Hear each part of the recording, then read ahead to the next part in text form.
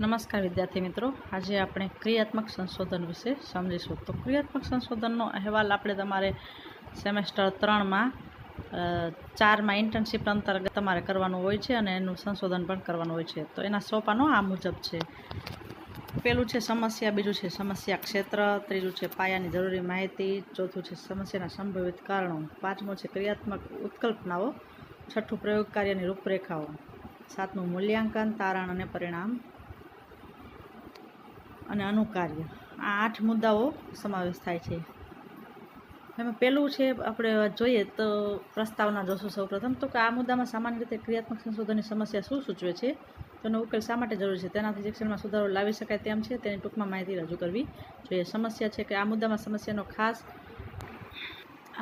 સમસ્યા શું છે, તો આ મુદ્દામાં જણાવવાની હોય છે કે દાખલા તરીકે જોઈએ તો ધોરણ 5ના બાળકો ગણિતમાં ગૃહ કાર્ય લાવતા નથી. આ એની સમસ્યા થઈ જાય. બીજું છે સમસ્યા ક્ષેત્ર. આ વિભાગમાં સમસ્યાનો વ્યાપ દર્શાવવાનો હોય છે. દાખલા તરીકે ગૃહ કાર્ય લાવતા બાળકો કયા ધોરણના છે, કઈ શાળાના છે અને કેટલા ટકા ગૃહ કાર્ય લાવતા નથી. આ બધું જોવાનું હોય છે સમસ્યામાં સ્પષ્ટ રીતે. ત્યારબાદ જોઈએ તો ત્રીજું પાયાની જરૂરી માહિતી. આ ભાગમાં 3 બાબતો ધ્યાનમાં લેવાની હોય છે. સમસ્યા માટે અગાઉ પ્રયત્નો થયા, કોના દ્વારા થયા, તે માટે કોની મુલાકાત લીધી વગેરે બાબતો આ વિભાગમાં રજૂ કરવાની હોય છે. ત્યાર પછીનો ચોથો મુદ્દો આવશે. ચોથા મુદ્દામાં જોઈએ તો સમસ્યાના સંભવિત કારણો.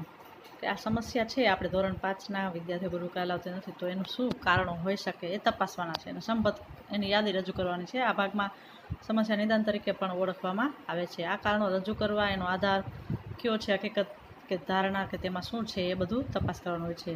એમાં નિવારી શકાય અમુક કારણો છે, તો કે એ વિભાગ ઉપરથી નક્કી કરી અને કે નિવારી શકાય એમ છે અને કેટલા અંશે નિવારી શકાય એવું છે એ રજૂ કરવામાં આવે છે. કે આ યાદી અગ્રતા ક્રમે એ મુદ્દાને ઉપરના મુદ્દા સાથે જોડી દેવામાં આવે તો પણ ચાલે છે. હવે આના પછી પાંચમો મુદ્દો જોઈએ તો ક્રિયાત્મક ઉત્કલ્પનાઓ અને હાઇપોથેસિસ કહેવાય. ઉત્કલ્પનાઓ, ક્રિયાત્મક ઉત્કલ્પનાઓ. આ વિભાગમાં ઉત્કલ્પનાઓ રજૂ કરવાની છે. તેમાં શું કરશો, તે સમસ્યામાં કંઈક હકારાત્મક ફેરફાર આવશે, તેને આધારે નક્કી કરેલી ઉત્કલ્પનાઓ રજૂ કરવામાં આવે છે. કે જો આમ કરીશું તો આમ થશે. ઉત્કલ્પનાની સંખ્યાઓના આધારે સમસ્યાના આધારે નક્કી કરવામાં આવે છે. પ્રયોગ કાર્યની રૂપરેખા છઠ્ઠું છે. આ વિભાગમાં ઉત્કલ્પનાઓનું અમલીકરણ કરવામાં આવે છે. આપણે વિચાર્યા એ કારણો એનો અમલ કરવાનો હોય છે અને આ યોજનાનું જુદા જુદા તબક્કે વિચારી આયોજન કરવામાં આવે છે. નિશ્ચિત સમયગાળામાં તેનું અમલીકરણ એટલે કે પ્રયોગ જે કંઈ આપણો છે ડેમો એ સંશોધન ચાલુ થાય છે. અમલીકરણ કરવામાં આવે છે અને સમગ્ર ક્રિયાત્મક સંશોધન માટે આ યોજના ખૂબ જ મહત્ત્વની છે, તેથી તેને અમલીકરણ કરવું પડશે. સાતમું છે મૂલ્યાંકન. જો અમલીકરણ થઈ જાય પછી એનું મૂલ્યાંકન કરવામાં આવે. સાતમો પોઈન્ટ. આ વિભાગમાં સમગ્ર પ્રયોગ યોજનાનું મૂલ્યાંકન કરવામાં આવે છે કે નક્કી કરેલ ઉત્કલ્પનાઓ હલ થઈ કે કેમ, તેના વિસ્તારનો ખ્યાલ મેળવવાનો હોય છે.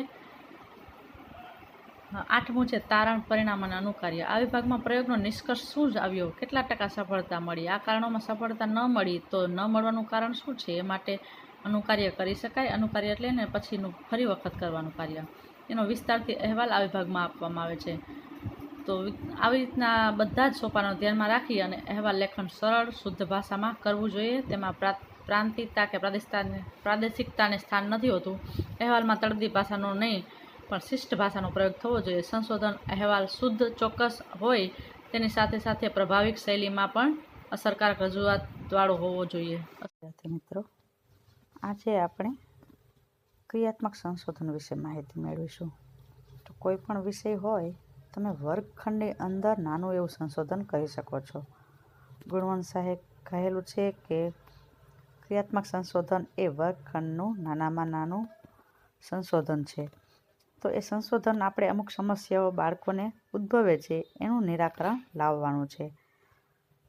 તો વિદ્યાર્થીઓને વર્ગખંડમાં અમુક સમસ્યાઓ ઉત્પન્ન થાય, એમાંથી આપણે કંઈ લીધેલું છે ધોરણ 8ના વિદ્યાર્થીઓની વર્ગખંડમાં ગેરહાજરી અંગેની સમસ્યા. તો અહીં તમે જોઈ શકો છો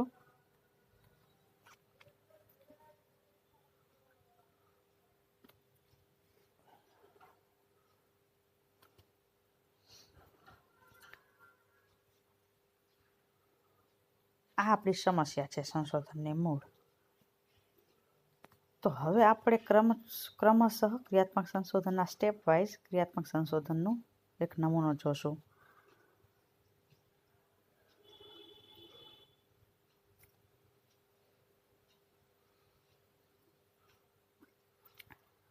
તો સૌપ્રથમ આપણે જે વિષય છે એ મેન, દાખલા તરીકે પ્રકરણનું નામ શું છે?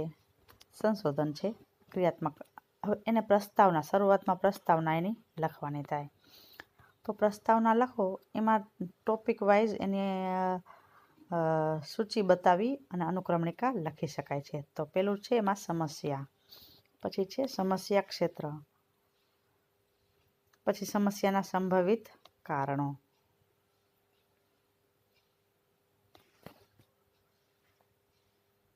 પછી પાયાની જરૂરી માહિતી છે, સમસ્યાની ઉકેલની ઉત્કલ્પનાઓ. ઉત્કલ્પનાઓ એટલે માહિતી જે આપણે ભેગી કરી હોય એના કારણો, એની સાથે જવાબ સાથે આપણે ઉત્કલ્પના એટલે સંભવી આવું શકે કે આવું થયું હોય તો આવું થાય. પ્રાયોગિક કાર્યની રૂપરેખા એટલે જે કંઈ આપણે પ્રેક્ટિકલ કે મુલાકાત પદ્ધતિ કરીએ છીએ એના દ્વારા, અથવા તો પ્રશ્નોત્તરી આપીએ છીએ એના દ્વારા આપણે કે જે કંઈ તારણ કાઢીએ છીએ એની કેસ સ્ટડી, બાળકની કેસ સ્ટડી કરી અને એની સારણી કરવાની હોય છે. મૂલ્યાંકન, ત્યાર પછી છે તારણ, પરિણામ અને અનુકાર્ય, પછી એને ઉપસંહાર. તમે આ અંતર્ગત તમે શું સંદર્ભ વાપર્યા છે કે વર્ગખંડની સમસ્યાઓ જે ઉકેલવા માટે તમે એના કોઈ પણ એવું સંશોધનનું પુસ્તક છે એનું પ્રકરણ જોઈ અને તમે શીખા છો એમાં કે કેવી રીતના શું કરાય ને કેવી રીતના આંકડાશાસ્ત્રનો ઉપયોગ કર્યો છે, એ બધા તમે પ્રશ્ન બુક્સના નામ લખી શકો છો. તો આપણે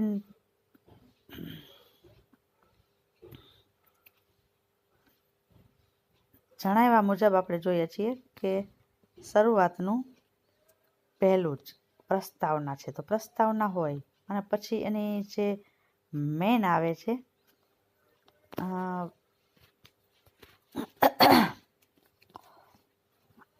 સમસ્યા. તો પ્રસ્તાવનામાં આપણે જોઈએ કે આમાં લખ્યું છે કે આધુનિક યુગમાં દરેક ક્ષેત્રે સંશોધન થઈ રહ્યા છે. તો શાળા ક્ષેત્રે પણ શિક્ષણ દ્વારા સંશોધન હાથ ધરવામાં આવતું હોય છે. ઉપનિષદ શિક્ષકને સર્જક અને સંશોધક બનાવવા માટે ઉપાયો દર્શાવ્યા છે. હવે ક્રિયાત્મક સંશોધન એ કેળવણી માટેની નાની સિંચાઈ યોજના છે એવું ગુણવંત શાહે કહેલું છે. હવે આપણે બીએડ અંતર્ગત લેવાનું છે તો ઇન્ટર્નશીપના કાર્યક્રમ દરમિયાન કોઈ પણ અમુક ટાઈમે તમે એ શરૂઆતથી લેશો તો 10-15 દિવસ જેવું તમારે આમાં કેસ સ્ટડી કરવાની થાય. તો નાનું એવું સંશોધન કહી શકાય. એમાં 1-2 પદ્ધતિનો મુલાકાત પદ્ધતિ છે કે પ્રશ્નાવલી, પ્રશ્નોત્તરી કરી અને તમે એની બાળકોના ઘરે જઈ અને મુલાકાત કરીને બાળકોને કાઉન્સેલિંગ કરી અને પૂછી શકો છો કે શું શું કારણો હતા જેના કારણે તું આવતો નહોતો અથવા તો ગેરહાજર રહેતો હતો. એ બધું હાથ ધરવામાં આવે છે. ત્યાર પછી જો આપણે સમસ્યા આવે છે તો સમસ્યા છે એને હાઇલાઇટ કરવાની. સમસ્યા શું છે? ધોરણ 8ના અભ્યાસ કરતા વિદ્યાર્થીઓની વર્ગખંડમાં સતત ગેરહાજરીની સમસ્યા છે. તો આ સમસ્યાને આપણે દૂર કરવા માટે શું કરવું જોઈએ? સમસ્યાનું ક્ષેત્ર છે એને પછીનો પોઈન્ટ. તો એના આગળ પછી પોઈન્ટ આવશે. એ બધું જ આપણી મેઇન સમસ્યા થઈ. તો આ મેઇન સમસ્યા શું છે? ધોરણ 8ના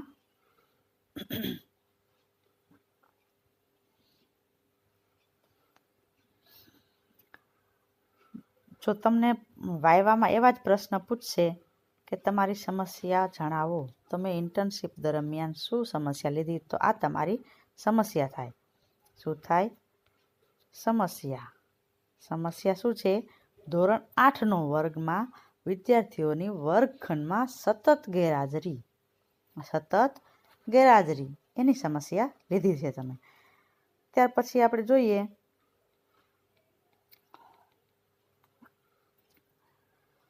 તો સમસ્યાનું ક્ષેત્ર. સમસ્યાના ક્ષેત્રમાં જોઈએ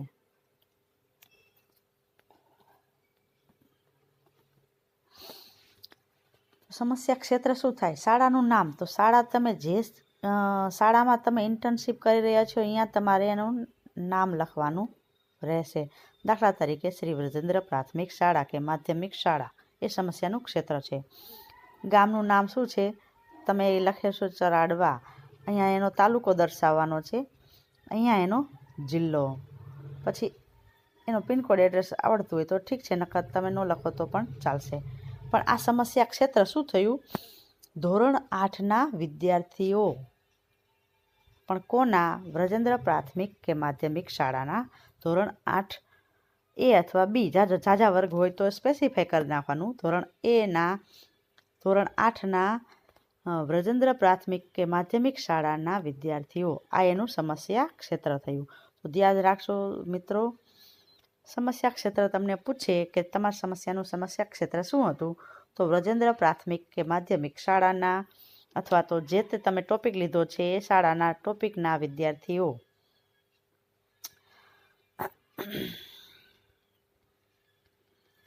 હવે ત્યાર પછી જો આપણે જોઈએ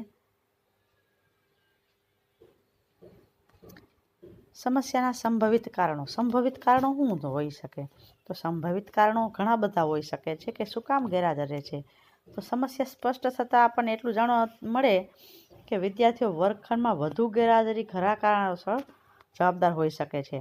એ ગેરહાજરીની સમસ્યા છે એ અંગેના કારણો જાણ્યા બાદ જ એ સમસ્યાના નિવારણ અંગેના આપણે પગલાં હાથ ધરી શકીએ છીએ.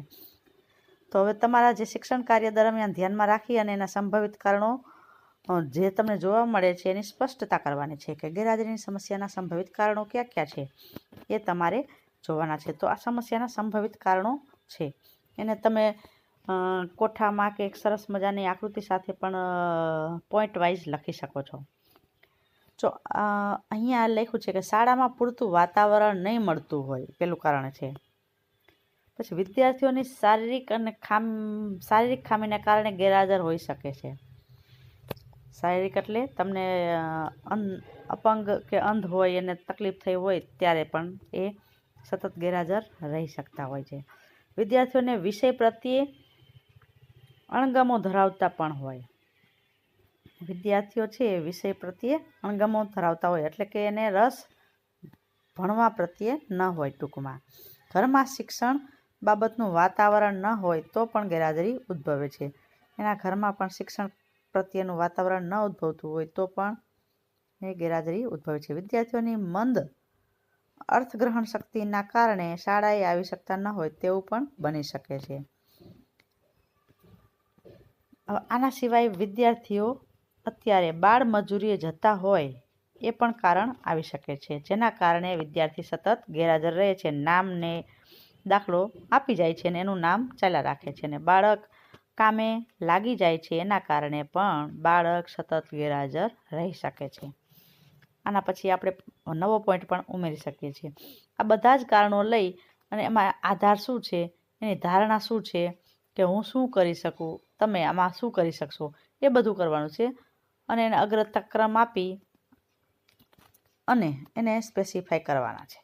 હવે પાયાની જરૂરિયાત માહિતી, તો તમે શું કરશો એમાં? બાળક પ્રત્યે તમે એ સમસ્યાઓ 6 કારણો થયા, સંભવિત કારણો. એ કારણો છે એને સોલ્યુશન લાવવાનું છે. એ કારણોનું તમે એના માટે શું કરી શકો? તો બાળકોને રસ ઉત્પન્ન થાય એવું ભણવાની નવી નવી પદ્ધતિઓ, નવું શિક્ષણ કાર્ય આપશો જેથી એને રસ ઉત્પન્ન થશે. વિદ્યાર્થીઓની શારીરિક હોય તો એને વાલીના જઈ અને રૂબરૂ મુલાકાત લ્યો છો. વિદ્યાર્થીઓને ઘરે જઈ એના મમ્મી પપ્પાને સમજાવો છો. આ બધું એનું મુલાકાત લઈ અને એની સમસ્યાઓને સમજાવો છો તો એના કારણે પણ એ ગેરહાજર ઓછો રહે. વિદ્યાર્થીઓને શાળાનું મહત્ત્વ સમજાવવું, શાળા વિશે સમજાવવું અને ભણતર વિશે પણ સમજાવવું. આગળના ફ્યુચરમાં આવું થઈ શકે જો તું ભણેશ તો તને આવા ફાયદાઓ થશે અને આગળ પડતા તને આ જ ફ્યુચરમાં કામ લાગશે, એવું બાળકોને સમજાવવાનું હોય. વિદ્યાર્થીઓની વ્યક્તિગત મુલાકાત લીધી. પહેલાં મમ્મી પપ્પાની અને ઘરનાની લીધી, પછી વિદ્યાર્થીની વ્યક્તિગત કાઉન્સેલિંગ તમે કરી શકો છો. શાળાએ આવવા અંગે વિદ્યાર્થીઓનો નિરાશ અનુભવતા હોય તો એને નિરાશા દૂર કરો એને કાઉન્સેલિંગ કરી. શાળાએ આવવા જવામાં 50% વિદ્યાર્થીઓને મુશ્કેલી અનુભવે છે. જો મુશ્કેલી અનુભવતા હોય તો એને કહી શકાય કે આવી રીતના છે, આવી રીતના અહીંયાથી આવો છો તે આ માર્ગ લ્યો છો, એના કરતાં તમે આવી રીતના પણ આવી શકો છો. તમે બસમાં આવી શકો છો, તમે બસના પાસ કઢાવી શકો છો. તમે આર્થિક પરિસ્થિતિ નબળી હોય તો ગર્લ્સને છે મફત વિદ્યાર્થીનો પાસ મળે છે. એમાં સહી સિક્કા કરાવી અને બસ સ્ટેન્ડથી સિક્કા મરાવી અને બાળક અમુક વખતે પૈસા ખર્ચ વધી જવાથી ભણવાનું છોડી દે છે અથવા તો નામ લખાવી અને આવતા જ નથી. એના કારણે પણ એના મમ્મી પપ્પાને કે વિદ્યાર્થીઓને તમે સમજાવો તો એની અમુક યોજનાઓ છે જેમને બાળકોને સાયકલ પણ આવે છે શિષ્યવૃત્તિમાં, તો એમને એ યોજનાઓ વિશે માહિતગાર કરી અને બાળકોને એ વિશે માર્ગદર્શન આપી શકાય છે. વિદ્યાર્થીઓને શાળામાં આવવા જવા માટે કયા કારણો જવાબદાર છે તે અંગેની માહિતી મેળવી લઈ અને એના કારણે આપણે એને સૂચનો આપીએ છીએ. તો સમસ્યા ઉકેલની ઉત્કલ્પનાઓ, જો આપણે જે એને કારણો હતા એના જ આ કારણો આપણે નિવારવાના છે. તો ઉત્કલ્પનાઓ એટલે શું થાય કે આમ ઉત્કલ્પના છે એ ઉકેલ માટેનો એક માર્ગ છે. સંભવિત ઉકેલો, દાખલા તરીકે વિધાનોને ઉત્કલ્પના કહે છે. જો વિદ્યાર્થીઓને શાળા અંગેની થોડી માહિતી આપવામાં આવે તો વિદ્યાર્થીઓ શાળાનું મહત્વ સમજી શકે અને શાળામાં ગેરહાજરી અંગેની સમસ્યાનો ઉકેલ પણ લાવી શકે છે. આપણા જે 5 થી 6 પોઈન્ટ આગળ જોયા કારણો, એ કારણોને અહીંયા જવાબમાં લખવાના છે કે જો આવું કરશું તો આમ થશે. આ બધી સમસ્યા અંગેની ઉત્કલ્પનાઓ છે. જો શિક્ષક આમ કરશે, જો શાળાઓ આમ કરશે, જો શિક્ષક આમ કરશે, જો વિદ્યાર્થી ગેરહાજર રહેવા અંગેનું ભાન થાય તો તે સમસ્યા તરત જ નિવારી શકાય છે. એવી રીતના એને જો આમ તો આમ થશે, એવી રીતના કરી અને એ વાક્યનો જવાબ લખવાના છે. ત્યાર પછી પ્રાયોગિક કાર્યની રૂપરેખા, જે તમે મુલાકાત પદ્ધતિ લીધી છે એના માટે જે કંઈ સારણી તમને મળે છે, મુલાકાત પદ્ધતિ લ્યો છો, પ્રશ્નોત્તરી લ્યો છો કે કેસ સ્ટડી કરો છો, એ પદ્ધતિઓનો તમે વાપરી એનું લખાણ કરવાનું હોય છે.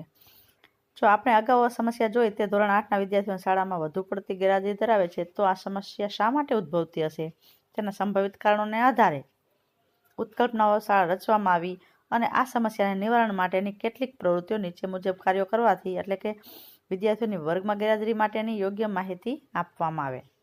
પ્રાયોગિક કાર્યની રૂપરેખા એટલે આપણે એના એક્શન લઈશું. હવે અત્યાર સુધી શું કર્યું, આયોજન અને એના કારણો કાઢ્યા, જો આવી રીતના ઉત્કલ્પનાઓ આપણે મનમાં વિચાર્યું કે આવું છે, પણ હવે આ જે મુલાકાત પદ્ધતિ છે આપણે લેવા જ જશું રૂબરૂ.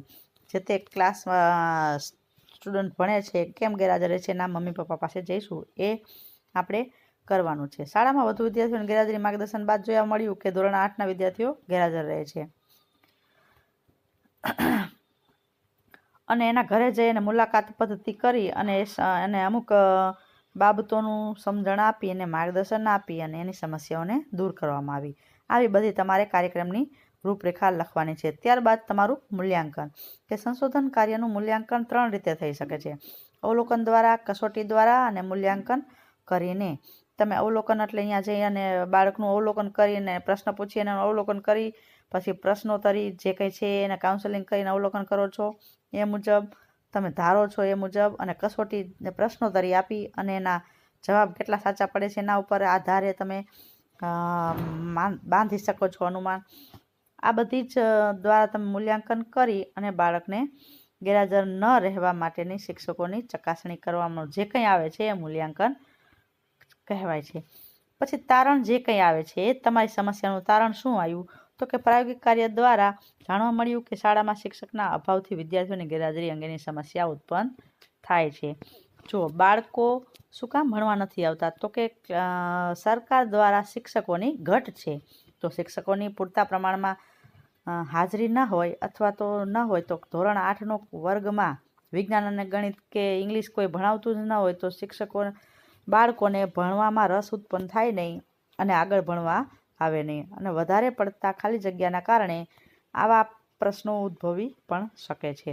અમુક અંતરિયાળ વિસ્તારોમાં હજુ પણ આવા પ્રશ્નો જોવા મળે છે, જ્યાં 2 કે 3 શિક્ષકો છે અને પૂરતી શાળાઓમાં 100-200 છોકરાઓ હોય તો દરેક વિષયનું એને જ્ઞાન આપવામાં આવતું નથી. એટલે વધારે અણગમાના કારણે કે શિક્ષકના અભાવથી વિદ્યાર્થીઓ ગેરહાજરી રહે છે. જો અહીંયા આપણને તારણ મળ્યું છે, શું છે કે શિક્ષકના અભાવથી, આ મેઇન કારણ છે, એનું તારણ મળ્યું આપણને આ સમસ્યાનું. તો અભાવથી વિદ્યાર્થીઓની ગેરહાજરી રહે છે, આપણે એવું અનુમાન લગાવી શકીએ. પરિણામો અને અનુકાર્ય, કેટલાક વિદ્યાર્થીઓ વિષયોથી પણ અજાણ હતા. દાખલા તરીકે આટલા વિષય આવે છે ધોરણ 8માં, શું કામ, શિક્ષક જ ન હોય તો એને કોણ ગાઈડન્સ આપે, કોણ માર્ગદર્શન આપે, એના કારણે આ બધા પ્રશ્નો ઉદ્ભવતા હતા. વ્યક્તિગત મુલાકાતથી ખબર પડી કે શાળામાં શિક્ષક ન હોવાથી વધુ પ્રમાણમાં વિદ્યાર્થીઓ ગેરહાજર રહે છે. ઘણા ખરા વિદ્યાર્થીઓ તથા માતા પિતાના ઓછા શિક્ષણના કારણે પણ આ સમસ્યા પેદા થાય છે. વિદ્યાર્થીઓને અભ્યાસ અંગેની રુચિ ઓછી હોવાથી ગેરહાજરીની સમસ્યા ઉત્પન્ન થાય છે. આવી રીતના તમારે સમસ્યાનું તારણ પરિણામ અને અનુકાર્ય લખવાનું હોય છે. પછી એનું અનુકાર્ય એટલે શું થાય કે તમે જે સમસ્યા ઉદ્ભવી છે એને નિવારી છે, તો એનું અનુકાર્ય એટલે જે સમસ્યાનું નિવારણ કરો છો એના પછીનું જે કંઈ કરવાનું કામ આવે છે કે તે હવે શિક્ષકની ભરતી કરી દીધી છે, હવે સ્કૂલે આવવાનું બાળકને કહેવાનું થાય છે. આ વિદ્યાર્થીઓની સમસ્યા નિવારણ કરી અને ગેરહાજરી અંગેનું નિવારણ લાવી શકાય. આનું એટલે શું કરી શકાય? તો શિક્ષકોની ભરતી કરી શકાય. શિક્ષણ અંગેનું રસ ઉત્પન્ન થાય એવી રીતના વધુ માહિતી માતા પિતાને અને શાળાઓ દ્વારા શિક્ષકોને માતા પિતાઓને સમજાવવામાં આવે. અને અમુક ટાઈમે એની કમિટી બનાવીને એને મિટિંગો કરો તો જે રુચિ છે એ જળવાઈ રહે. આમ અનુકાર્ય કરી અને એની સંદર્ભ સૂચિ લખવાનું હોય છે કે મનોવિજ્ઞાનનું પાઠ્યપુસ્તક તમે આમ ઉપયોગ કર્યું છે, અર્થશાસ્ત્ર ઉપયોગ કર્યો છે કે બીજા કોઈની કંઈ પણ માહિતી તમે વાપરી છે, એ બધું અહીંયા લખી શકાય છે. એના પેજ નંબર પણ સાથે લખી શકો છો. એના રાઇટરનું નામ પણ સંદર્ભ સૂચિમાં જણાવી શકો છો. અસ્તુ, ધન્યવાદ, જય હિન્દ. નમસ્કાર વિદ્યાર્થી મિત્રો, આજે આપણે બીએડ અભ્યાસક્રમ અંતર્ગત મનોવૈજ્ઞાનિક કસોટીઓના પ્રકાર એ વિશે સમજીશું. તો એમાં ઘણા બધા પ્રકારો જોવા મળે છે. 7 પ્રકાર છે. એમાં પ્રશ્નોના સ્વરૂપના માપદંડના આધારે મનોવૈજ્ઞાનિક કસોટીઓ, એના પેટા પ્રકાર છે: શાબ્દિક કસોટી, અશાબ્દિક કસોટી, ક્રિયાત્મક કસોટી અને બિનભાષાકીય કસોટી. ત્યાર પછીનું બીજું છે ઉદ્દેશ્યના માપદંડને આધારે મનોવૈજ્ઞાનિક કસોટીઓ. એમાં ઉદ્દેશ્યના માપદંડના આધારે એમાં પણ પેટા વિભાગ છે: બુદ્ધિ કસોટી, અભિયોગ્યતા કસોટી, વ્યક્તિત્વ કસોટી અને સિદ્ધિ કસોટી. ત્યાર પછીનો ત્રીજો પ્રકાર છે સંચાલન અવસ્થાના માપદંડને આધારે મનોવૈજ્ઞાનિક કસોટીનો પ્રકાર. તો એમાં પણ પ્રકાર છે વ્યક્તિગત કસોટી અને સામૂહિક કસોટી. ચોથો પ્રકાર જોઈએ તો પ્રતિક્રિયા આપવાના સમય મર્યાદાના આધારે મનોવૈજ્ઞાનિક કસોટીનો પ્રકાર. એમાં છે 2: વ્યક્તિગત શક્તિ કસોટી અને ગતિ કસોટી. ત્યાર પછીના 5મો પ્રકાર છે ગણતરીના માપદંડને આધારે મનોવૈજ્ઞાનિક કસોટીઓ. એના 2 પેટા વિભાગ છે: વસ્તુલક્ષી અને અનાત્મલક્ષી. પ્રમાણીકરણ માપદંડના આધારે મનોવૈજ્ઞાનિક કસોટીઓ, તેમાં શિક્ષક નિર્મિત કસોટી અને પ્રમાણિત કસોટીઓ. પ્રમાણિત કસોટી એટલે વેરીફાઈ કરેલી હોય ને મોટા મનોવૈજ્ઞાનિક કોઈ કાઢેલી હોય એ. 7મો છે પરિમાણના અર્થઘટનના માપદંડના આધારે મનોવૈજ્ઞાનિક કસોટીમાં માનાંક સંદર્ભ કસોટી અને મૂલક સંદર્ભ કસોટી. ત્યાર પછી જોઈએ તો પ્રશ્નોના સ્વરૂપના માપદંડના આધારે મનોવૈજ્ઞાનિક કસોટીઓ છે. એમાં શાબ્દિક કસોટી જોઈએ. આ કસોટીમાં પ્રશ્ન વાંચી તેને સમજી તેનો ઉત્તર આપવાનો હોય છે. આ કસોટીને પેપર પેન્સિલ ટેસ્ટ પણ કહેવાય છે. આ કસોટી માટે વાંચવા લખવાની ક્રિયા પર જોર અપાતું હોવાથી તે બાબતની ક્ષમતાનો વિકાસ થાય છે. અશાબ્દિક કસોટીઓ જોઈએ તો આ કસોટીમાં ભાષા ઉપર ઓછો ભાર મૂકવામાં આવે છે. આ કસોટીમાં સમસ્યાઓને દર્શાવવા માટે ચિત્રનો ઉપયોગ થાય છે અને તેમાંથી ઉમેદવારોએ જવાબ શોધવાનો હોય છે. ચિત્ર આપે અને નીચે જવાબ કરવાનો હોય છે, એમાં ટીક જ કરવાનો. એટલે અશાબ્દિક કસોટી, પેલી શાબ્દિક કસોટી. એવી જ રીતના એની આગળ આપણને બીજા પણ A, B અને C ને D પ્રશ્નોના સ્વરૂપમાં 4 પ્રકાર છે. એમાં જોઈએ તો શાબ્દિક, અશાબ્દિક અને પછી C છે ક્રિયાત્મક કસોટી. આ કસોટીમાં અભિનય દ્વારા અથવા તો ચિત્ર દ્વારા ભાષાનો ઉપયોગ બોલવા માટે જ થાય છે અને તેના દ્વારા સમસ્યા દર્શાવવામાં આવે છે. અહીં જવાબ માત્ર ક્રિયા એટલે કે હસ્તોપયોજન દ્વારા જ આપવાનો છે, નહીં કે બોલીને કે લખીને કે ચિત્ર દોરીને.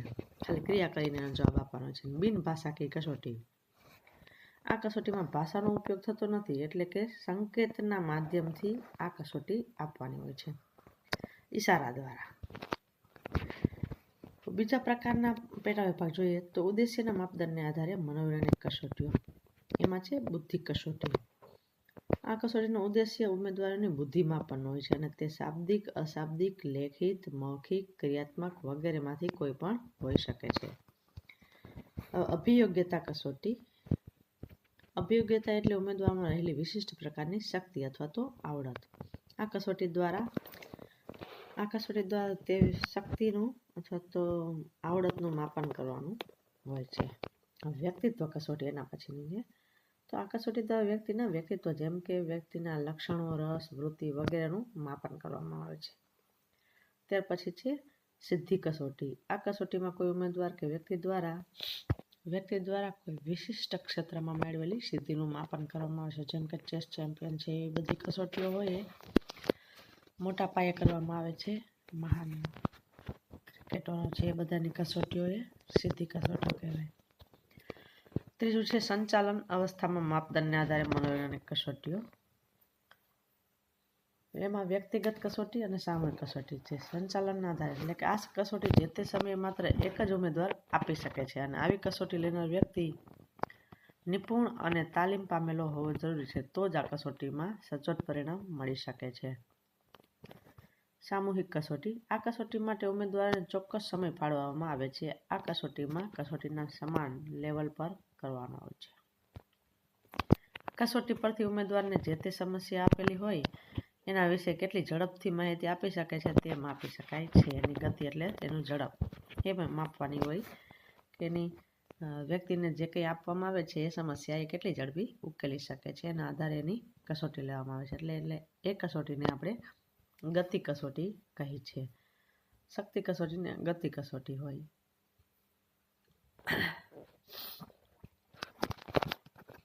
ત્યાર પછીનું છે પાંચમું ગણતરીના માપદંડના આધારે મનોવૈજ્ઞાનિક કસોટીઓ. તો વસ્તુલક્ષી અને અનાત્મલક્ષી ગણતરીના આધારે આવી કસોટીમાં પ્રશ્નોના જવાબ ચોક્કસ હોય છે. તેથી નિર્ણાયક અથવા તો આત્મલક્ષી નિર્ણયો પ્રભાવી બનાવી શકતા નથી. વૈકલ્પિક પ્રશ્નો, ખરા ખોટા પ્રકારના પ્રશ્નો, જોડકા પ્રકારના પ્રશ્નો એ આ પ્રકારની કસોટીમાં પૂછાતા પ્રશ્નો છે.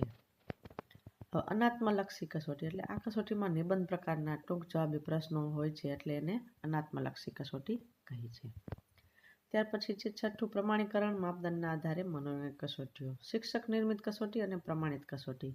આ પ્રકારની કસોટી શિક્ષકો વર્ગખંડમાં વિદ્યાર્થીઓની વક્તૃત્વ ક્ષમતા એટલે બોલવાની સ્પીચ ચકાસવા માટે દરેક વિદ્યાર્થીઓની સરખામણી કરવામાં આવતી હોય છે. ટૂંકમાં કહીએ તો આ પ્રકારની કસોટી શિક્ષક તૈયાર કરે છે. શિક્ષક જે જાતે જ ગુણ તેમજ સંપૂર્ણ માહિતી આપતા હોય સંપૂર્ણ પરીક્ષાની પેટર્ન નક્કી કરે છે. એટલે કે શિક્ષક નિર્મિત કસોટી. ત્યાર પછી છે પ્રમાણિત કસોટી. આ પ્રકારની કસોટી કોઈ તજજ્ઞ દ્વારા અથવા વિદ્વાન દ્વારા તૈયાર કરવામાં આવે છે. તેમાં નિશ્ચિત રીતે તૈયાર થયેલ પેટર્ન મુજબ અને ગુણાંક મુજબ તેમજ નક્કી થયેલા ધારાધોરણ પ્રમાણે જ કસોટી લેવામાં આવે છે.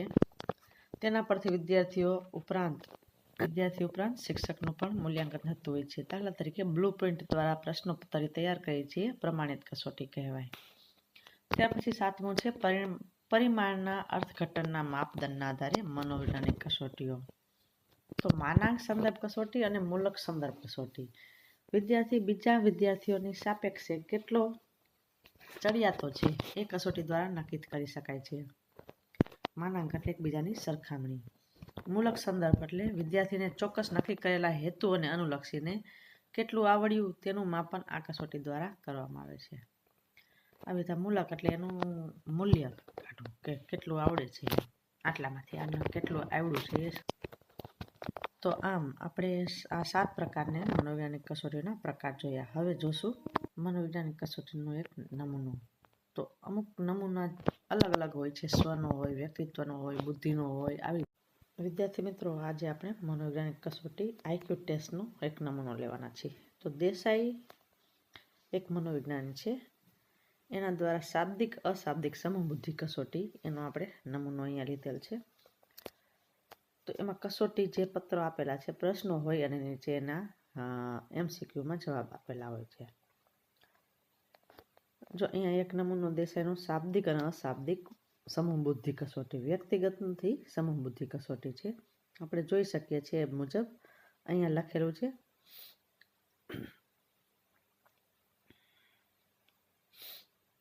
દેસાઈની શાબ્દિક અને અશાબ્દિક સમબુદ્ધિ કસોટી. હવે આપણે જોઈએ એમાં પ્રશ્નોત્તરી છે. તો કુલ ગુણ કેટલા છે અને એની સૂચનાઓ આપેલી હોય છે. એના પ્રકાશક કોણ છે, એવી બધી કસોટીઓ આપેલી હોય છે. એની અંદર સૂચના હોય છે.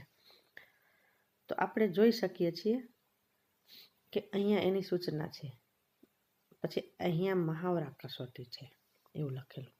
હવે અહીંયા એવું લખ્યું છે કે દરેક પ્રશ્ન વાંચો અને અપેક્ષિત ઉત્તરોમાંથી જે ઉત્તર આવતો હોય તે અનુક્રમ દર્શાવતા અક્ષર આસપાસમાં એમાં જો લખ્યું છે એમાં સાચું કરવાનું એમ. તો અહીંયા આવી સૂચના આપી છે. ત્યાર પછી અહીંયાથી એનો પ્રશ્ન ચાલુ થાય છે. અહીંયાથી પ્રશ્ન ચાલુ થાય છે. પ્રશ્ન જે કાંઈ છે એના નીચે એના MCQ આપેલા છે. આવી જ રીતના આપણે જોઈએ તો મહાવરા કસોટીમાં પ્રશ્ન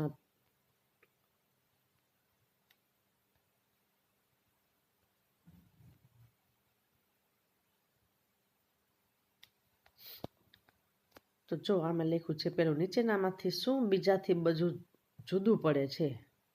એમાં ઓપ્શન આપેલા છે વાદળી, ચળકતો, પીળો, લાલ અને લીલો. તો તમને સહેજે ખ્યાલ આવી શકે કે બીજા બધા કલરના રંગ છે પણ ચળકતો છે એ અલગ તરી આવે છે. તો આનો સાચો જવાબ શું હોઈ શકે? ચળકતો. એવી જ રીતના આ બધા પ્રશ્નોત્તરી છે. ખમીસ અને પાટલુન વચ્ચે જેવો સંબંધ છે તેવો જ સંબંધ ચોળી અને કોના વચ્ચે હશે? બરાબર. અહીંયા નીચે એવું છે ખમીસ અને પાટલુન તો ચોળી હોય તો ચણિયો હોય, સાડી ન હોય ને પાયજામા ન હોય, ફ્રોક ન હોય કે ચડી ના હોય. આ બધું તમને ખ્યાલ આવી જાય કે આ સંબંધ દર્શાવતો પ્રશ્ન છે. ત્યાર પછીનો પ્રશ્ન છે અનુજા અનુરાગ કરતાં મોટી છે પણ ભૈરવી જેટલી નહીં તો સૌથી મોટું કોણ હોય? અનુજા અનુરાગ કરતાં મોટી છે પણ ભૈરવી જેટલી નહીં તો સૌથી મોટું કોણ હશે? તમને ખ્યાલ આવી જાય. હવે આવી જ રીતના બધા જ પ્રશ્નો છે. એમાં તમને આવડતા હોય એવા પ્રશ્નનો જવાબ તમે કોમેન્ટમાં લખી અને એક ટેસ્ટ આપવાનો પ્રયત્ન કરજો. વિદ્યાર્થી મિત્રો, તમારે ઇન્ટર્નશીપ દરમિયાન આ એક કસોટી કરવાની આવે છે. એમાં તમે શાબ્દિક, અશાબ્દિક, સમૂહ બુદ્ધિ કસોટી, વ્યક્તિગત બુદ્ધિ કસોટી આવી રીતના આપી શકો છો. સમૂહ એટલે આખા ક્લાસને તમે એક જ સરખું પ્રશ્ન પેપર આપો છો. વ્યક્તિગત એટલે અમુક ટાઈમે વ્યક્તિગત કસોટીઓ પણ આપવાની હોય છે.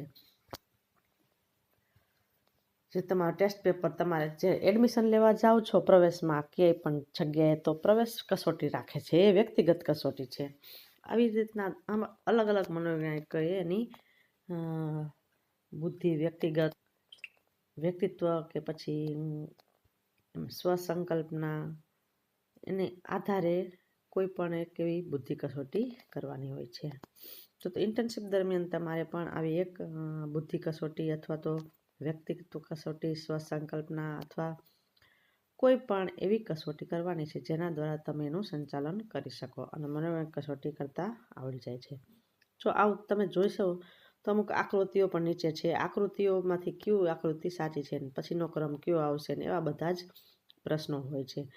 અહીંયા આપણે જોઈ શકીએ છીએ આ બધી જ પ્રશ્નોત્તરી છે. એમાં ટોટલ અલગ અલગ ગુણના આધારે અલગ અલગ કસોટીઓ આપવામાં આવેલી છે. અહીંયા આપણે જોઈએ છીએ તો કેટલા પ્રશ્નો છે. અહીંયા જો ઘણા બધા પ્રશ્નો જોવા મળે છે તમને.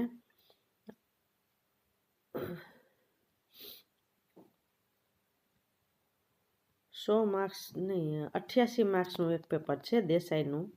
એ કસોટીઓનો તે અલગ અલગ છે. જવાહર નવોદય વિદ્યાલય એની ક્વેશ્ચન પેપર હોય છે. એ શું છે? સમૂહ બુદ્ધિ કસોટી. JNV વિદ્યાલયમાં એડમિશન લેવા માટેની પ્રવેશ કસોટી છે, જેના આધારે એનું માનાંક નક્કી કરી અને અગ્રતા ક્રમ આપી અને એને એડમિશન આપવામાં આવે છે બાળકોને. તો આનું પ્રાપ્તિ સ્થાન ક્યાં છે એ આગળ કસોટી ઉપર પણ આપેલું છે. તમે આ સિવાય અલગ કસોટીઓ પણ લઈ શકો છો. રોસાકની શાહીના ડાઘાની કસોટીઓ છે. એવી જ રીતના અલગ અલગ કસોટીઓ પણ તમે લઈ શકો છો. ધન્યવાદ મિત્રો. આ મનોવૈજ્ઞાનિક કસોટીનો જે ઇન્ટર્નશીપમાં જે તમારે કરવાનું છે એ પદ્ધતિનો નમૂનો છે. અહીંયા એક સ્વસંકલ્પનાની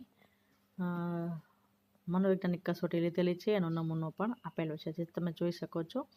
ફાઇલની જે ઇન્ટર્નશીપની ફાઇલ છે એમાં તમારે આ રીતના મુદ્દા વાઇઝ અનુક્રમણિકા વાઇઝ લખવાનું રહેશે. તમે ફાઇલ પેજમાં લખી અને હેડિંગ મારી અને મનોવૈજ્ઞાનિક કસોટી એવું લખી શકો છો. તો એમાં અમુક અનુક્રમણિકા મુજબ પાછળ પોઈન્ટ કરી અને અમુક આંકડાશાસ્ત્રની ગણતરી કરી અને એનું તારણ આપવામાં આવેલું છે. તો વિદ્યાર્થી મિત્રો, ઇન્ટર્નશીપની ફાઇલમાં મનોવૈજ્ઞાનિક કસોટી અને ક્રિયાત્મક સંશોધન એ બહુ જ અગત્યના પાસાઓ છે. તો દરેક વિદ્યાર્થીઓએ મનોવૈજ્ઞાનિક કસોટી આ મુજબ અલગ પોઈન્ટ લઈ અને લખવાની હોય છે. તમે તમારી રીતના અલગ પણ સ્વસંકલ્પનામાં લીધેલી છે, પણ તમે બુદ્ધિ કસોટી, વ્યક્તિગત કસોટી, જો આગળ નમૂનો આપેલો છે બુદ્ધિ કસોટીનો છે, એવી રીતના રોસાકની, શાહીની, ડાઘાની કસોટી પણ લઈ શકો છો, અલગ અલગ લેવી.